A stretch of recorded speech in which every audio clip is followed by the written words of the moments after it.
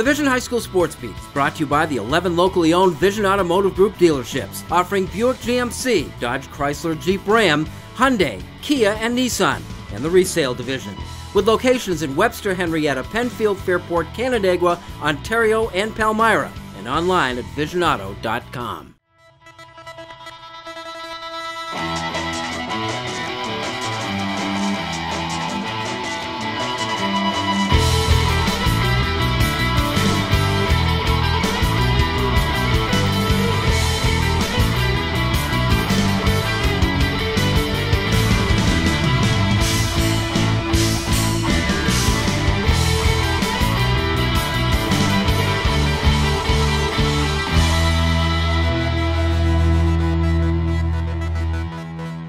Hello everyone, and thanks for joining us with the Vision High School Sports Beat.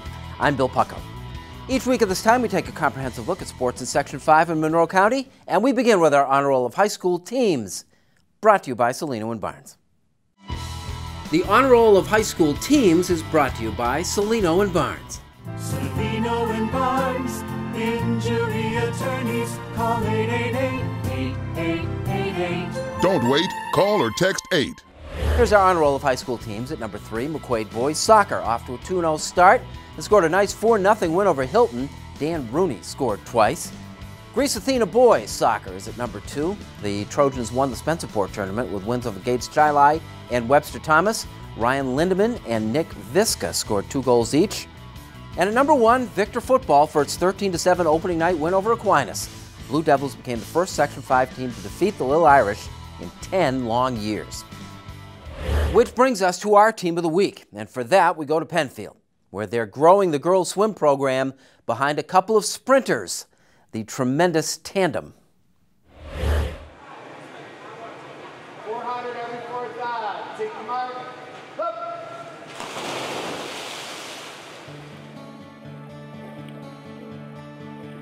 If they looked anything alike and were the same age perhaps, Tony Nicorella and Serafina Viola might be twins. As teammates in the Penfield pool, they might as well be. The two are inseparable, they swim the same events, and are very, very good. We push each other every day, and we every time we get better, each person's like improving every meet. Tony Nicorella and Serafina Viola combined to hold 5 Penfield school records. Individually, Sarah owns the 50 free record, Tony the 100. They each contributed to record times in all 3 relay events. Nicorella and Viola arrived at the pool together 2 years ago in Coach Jason Weber's first year on the job. That's called hitting the jackpot. My first year here was Tony's first year as a freshman. Previously, she was actually a modified soccer player during this season. So she sort of came out of nowhere that 9th grade year, the same year that Sarah was a 7th grader. And man, what a injection of talent into an already talented program here at Penfield. It's very exciting to be able to coach and have the athletes that I have here. Tony, Coach tells me that you were a soccer player. What made you decide to switch? I decided I was better at swimming. I wanted to swim more. It was like my passion. That simple. Was it difficult to give up soccer? Yeah, it was difficult, but I decided to quit because I was better at swimming and I wanted to do it every day. And soccer, like practice, made me like miss swimming more.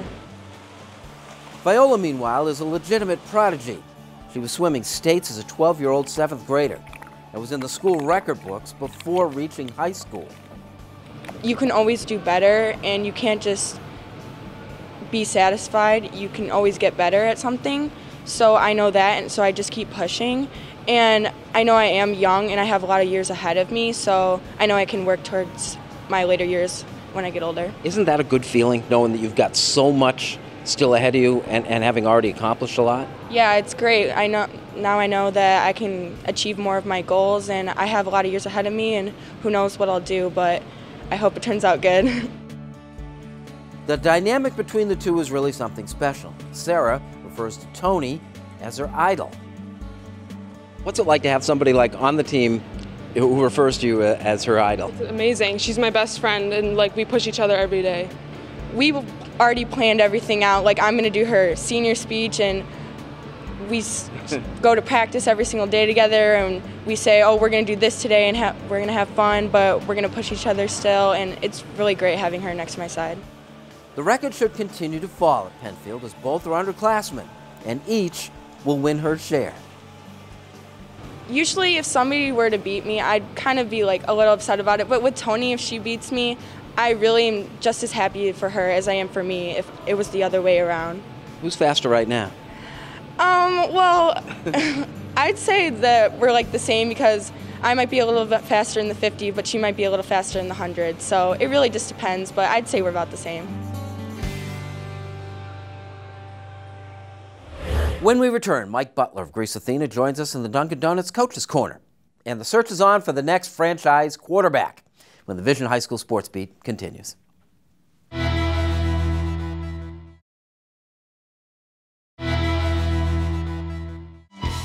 Introducing Dunkin's new cold brewed coffee, steeped slowly in cold water for small batches with an ultra smooth, full bodied flavor. Discover the craft of cold brew today and keep on.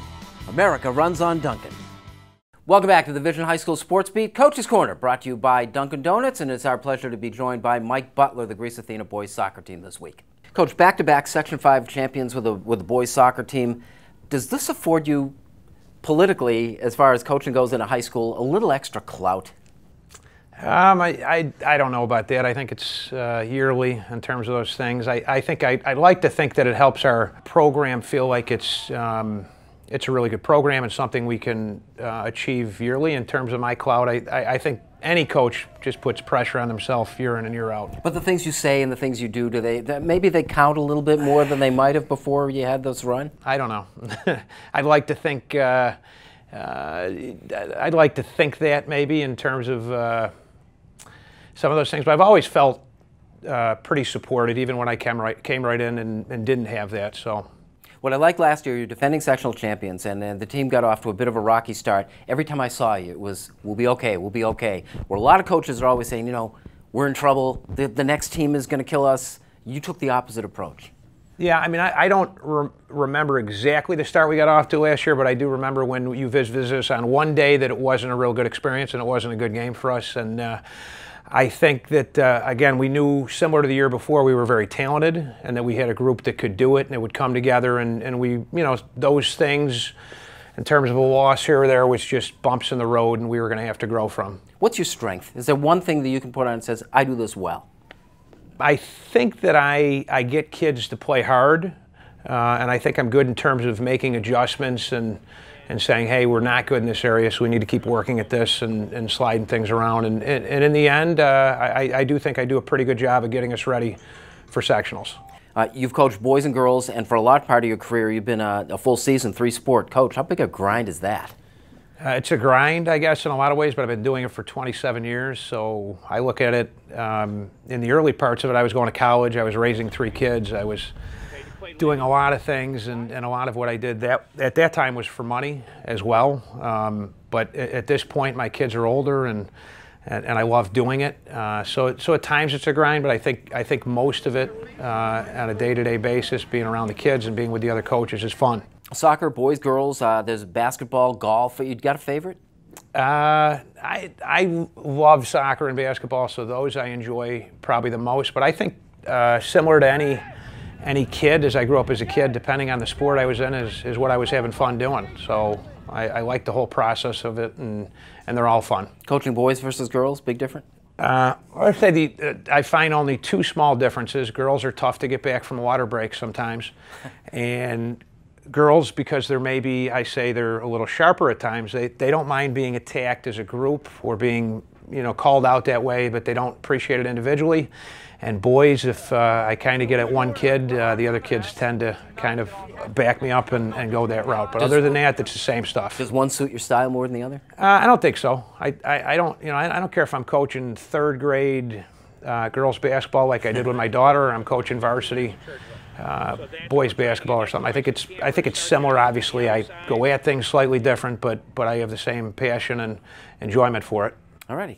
Good luck this season. Mike Butler, the coach of the Grease Athena boys soccer team, our guest on the Dunkin' Donuts Coaches Corner. Coming up, we salute our Wegmans Making the Grade nominee. Kim Burnson has that for us. And later, in search of the next Zembeck, when the Vision High School Sports Beat continues.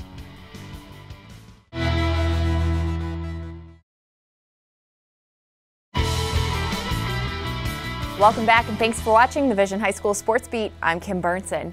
It's time now for Making the Grade, brought to you by Wegmans. Wegmans is a proud supporter of Making the Grade, which highlights the accomplishments of Section 5 student athletes on and off the playing field. Making the grade this week is McQuaid senior Charlie Siragusa. As a student athlete, Charlie has maintained a 4.0 average at McQuaid High School. Besides helping lead the varsity volleyball team to a Section 5 Class A championship and state finals run, Charlie has also been invited to play on travel teams at the national level. He was a member of the USA U17 beach volleyball team as well as the USA Indoor Select team. Aside from his success on the volleyball court, Charlie is also musically talented. He plays multiple instruments and is a member of McQuaid's jazz ensemble. He also has a hand in other after-school activities, including Mandarin Club. As he begins his senior year at McQuaid, he's already committed to play volleyball for BYU in 2017.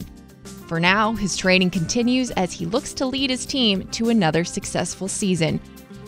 This week, Charlie Siragusa of McQuaid is making the grade.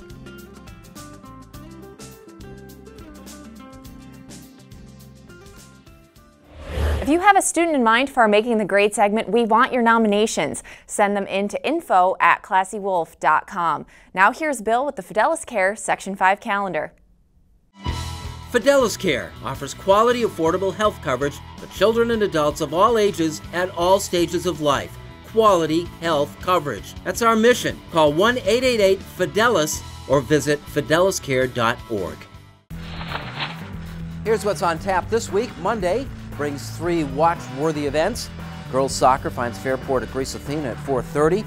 Best field hockey matchup of the week is at Webster Schrader. The Warriors host Fairport at 6.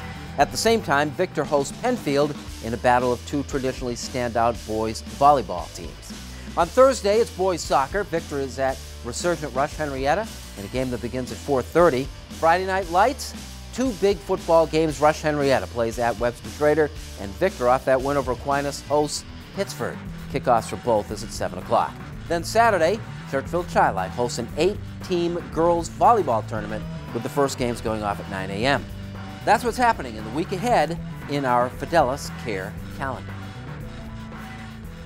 What brings us to our weekly countdown of the top 5 high school football plays of the week.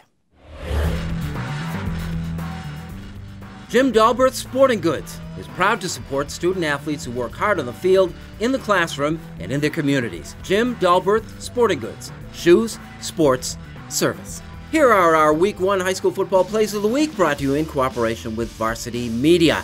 At number 5, Brighton at Penfield. The Audible, they got smart kids in Brighton. Jason Cunningham on the draw goes 41 yards virtually untouched for the touchdown.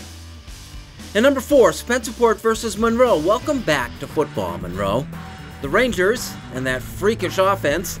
Tony Reyes, the classic stiff arm, on his way to the first of his 2 touchdowns on the day. Number 3, the Kickoff Classic from the Carrier Dome in Syracuse. Gates Chili and Fayetteville Manlius from Section 3. Stephen Fiammi to Krishawn Davis Pinkney on the outlet. Down the sideline, good for 53 yards to the score. Number 2, Athena's at Wilson. Tavon Granison, if not the best quarterback in Section 5, probably the most dangerous, to Patrick Meisenzahl. 25 yards for the touchdown. Granison passed for 179 and ran for 92 more. And at number 1, a rematch of championship week from last year, Canandaigua and Brockport. Tanner Cooper, how far can you throw it? 55 yards, turns out, to Carson Green for the touchdown. Those are our Jim Dalberth Sporting Goods high school plays of the week. We'll stay on the football field in Hilton for our Sticky Lips Athlete of the Week when the Vision High School Sports Beat continues.